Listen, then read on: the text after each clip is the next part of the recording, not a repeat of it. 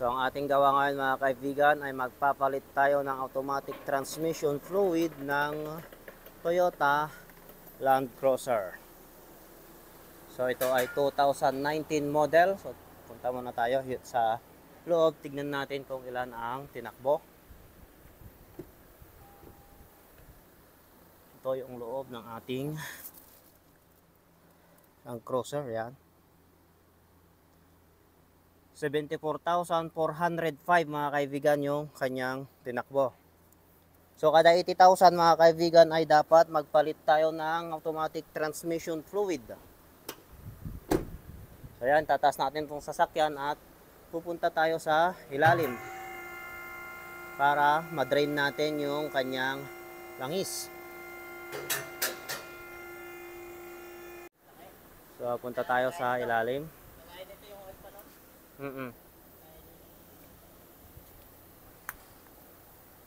So ito yung ilalim ng ating sasakyan. So tanggalin lang natin itong cover.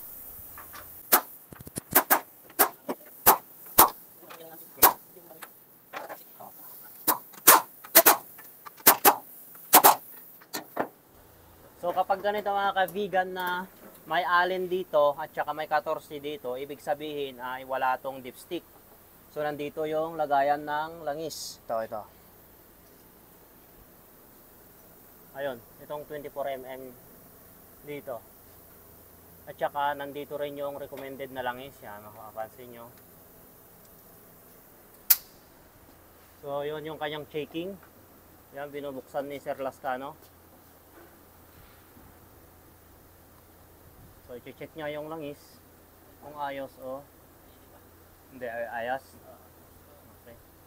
Oh, 74,000 pala ay. Oh. 74,000 pa lang.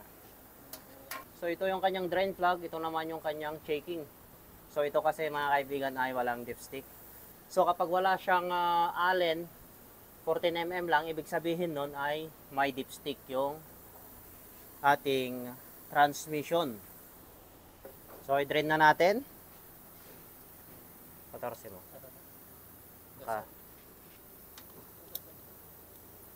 So ito yung kanyang drain plug. So tatanda niya mga kaibigan, drain plug checking.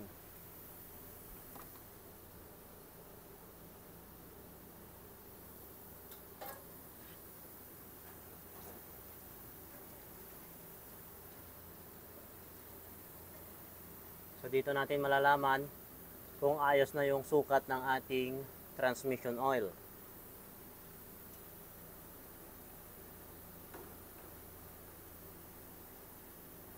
So kapag sa video kasi mga kaibigan, mapapansin nyo parang itim siya pero hindi yung itim na maitim. So sa video lang kasi yan. So yung mga nagko-comment na bakit pinalitan mo na yung automatic transmission fluid, maitim pa rin, sabi nila. Dahil sa video lang yun mga kaibigan, hindi siya talaga totally na itim. Kapag ganyan, nakaganyan kasi siya, parang itim yung lumalabas. So sa mga nagko-comment mga kaibigan, ito ay yung sagot. Ayan, oh. So kapag ganyan, parang ang itim, di ba? So kapag ginanyan ko yan, ayan, oh. Hindi siya itim na itim. So yun yung paliwanag dahil sa video mga kaibigan. So sa mga nagko-comment na hindi maayos yung pagkagawa ng aming ginagawa ay dahil lang sa video. Kaya parang maitim na maitim siya.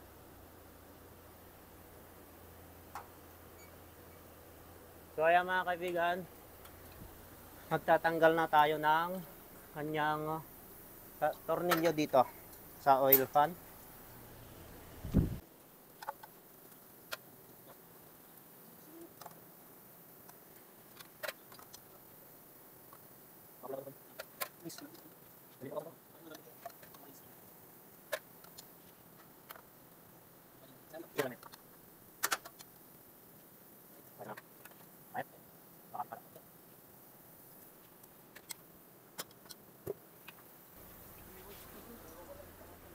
So ayan mga kaibigan, natanggal na natin itong kanyang oil fan.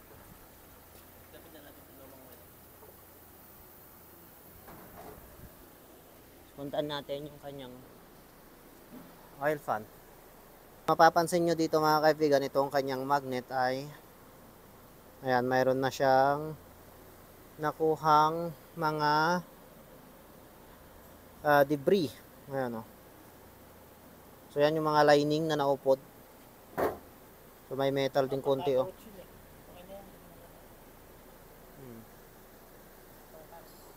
So lilinisan yan at tatanggalin ko naman yung filter nito.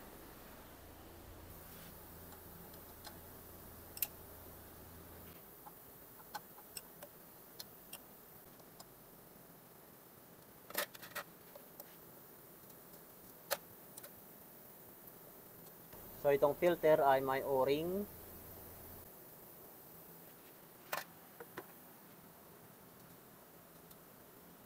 Dahan-dahan lang sa pagtanggal kasi meron pa yung pondo.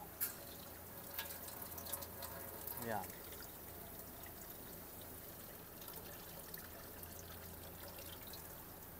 Mahaba, Kuya Weng? Oo. So ito na yung natanggal nating filter. So mahaba ito. So dalawang klase kasi ito mga kaibigan ng filter. May isang maiksi, hanggang dito lang siya. At ito naman ay mahaba. So ito yung luma niyang filter. Ito naman yung valve body. Mga sensor. Okay. So ito na mga kaibigan yung oil pan, nalinisan na natin. Ayan. Ito yung luma niyang gasket, pinalitan natin. So ilalagay na yung bago niyang filter.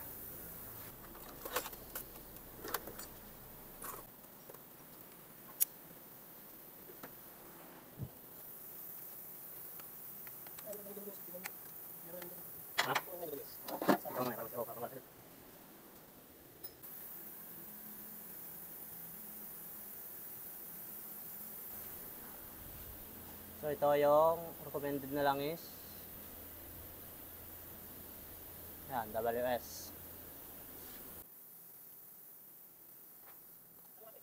Ay!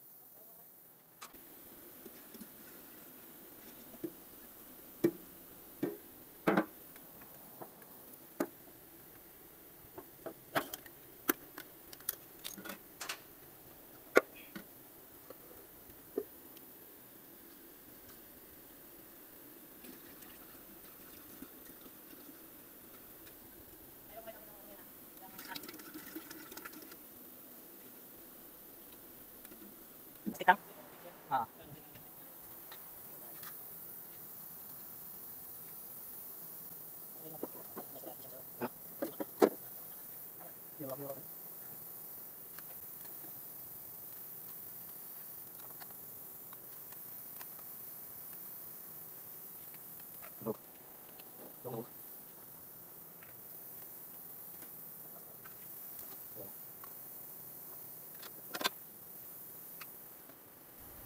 So puntahan naman natin yung ating pagsalin ng langis. So ito naman mga kaibigan. So linagay ko na yung kanyang WS kanina. So ito yung ating langis. Ayan.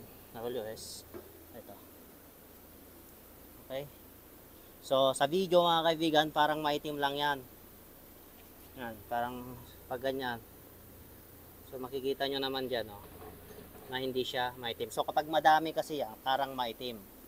Okay? Pero hindi yan maitim.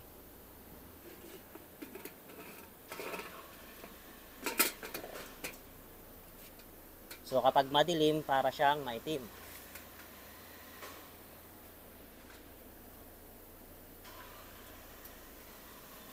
Ayan, sasalinan na natin.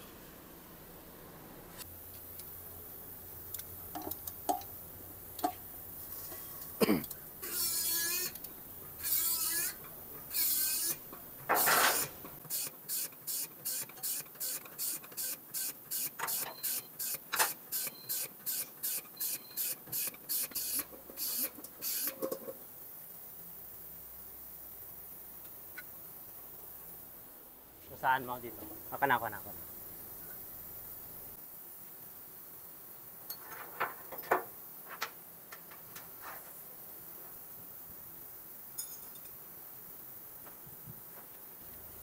dapat punasan nyo ng maayos mga kaibigan kapag nagpa-final na kayo para walang langis.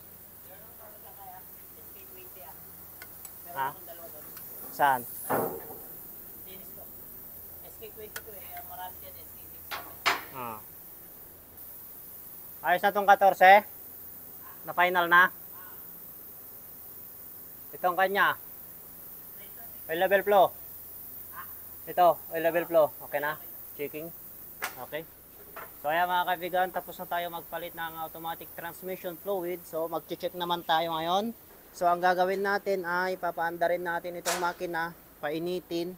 At pagkatapos nating mapainit ay mag-shift tayo ng drive at saka reverse. So pagkatapos nun, mapakiramdaman nyo na ayos yung kanyang shift ng reverse at saka drive. Saka naman tayo mag-check ng automatic transmission fluid. So ganun lang yung proseso mga kaibigan. So dapat painitin muna natin yung kanyang makina at saka yung kanyang ETF. Pagkatapos nating mapainit, mag-shift tayo ng drive at saka reverse. So kapag napakiramdaman natin na ayos na, saka naman tayo mag-check ng kanyang oil level flow, yung langis ng ating transmission kung tama yung sukat o hindi. Okay? So ayan mga kaibigan, pinaandar na ni Sir Lascano itong sasakyan para mapainit. So pinapainit niya na.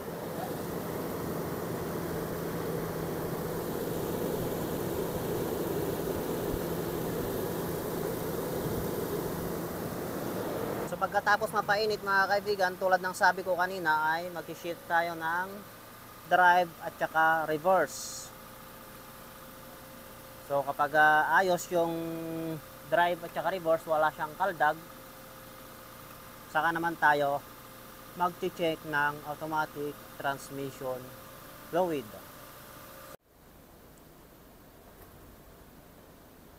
So tapos na mapainit, so nag-shift naman siya ngayon ng reverse at saka drive. Ako mapapansin nyo yung sasakyan na maatras sa bante.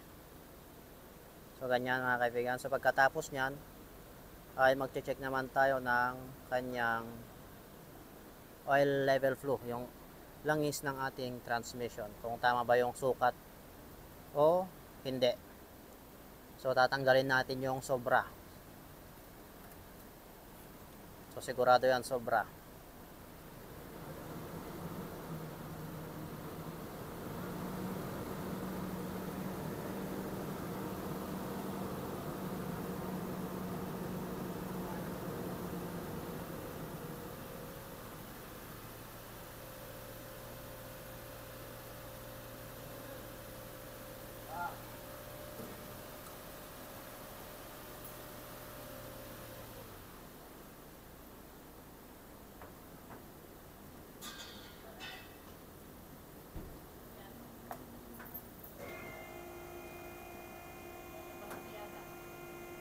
So ayan mga kaibigan, tapos na yung proseso.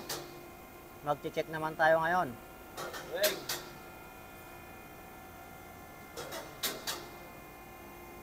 So tinataas na itong sasakyan. Si Kuya Wing siguro baka meron. Wala dito?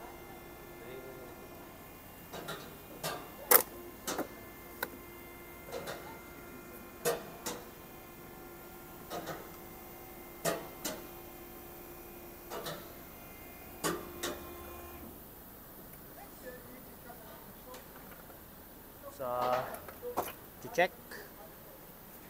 Saan na ba yun?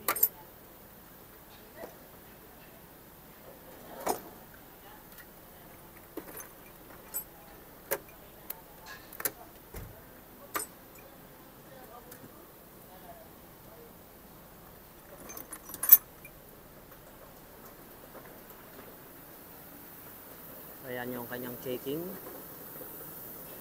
Naka sa ilalim. Yan.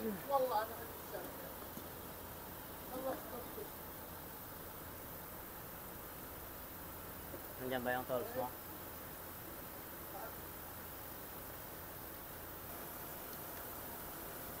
Kaya mga kaibigan, i-check na.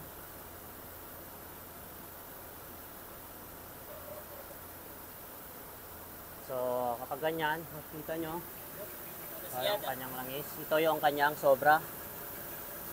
So kapag may lumabas na hangin dyan mga kaibigan, at saka humina na itong tulo nito, ibig sabihin ay ayos na itong ating automatic transmission fluid, yung kanyang sukat. Kapag ganyan, oh, na may hangin na lumabas, hintayin lang natin konti. Yan. Pag ganyan, ayos na. So, ganun lang mga kaibigan kung paano magpalit ng automatic transmission fluid ng Toyota Land Cruiser 2019 model. So, kapag nagustuhan mo itong aking video ay please paki-like and subscribe na lang. Okay? Thank you mga kaibigan.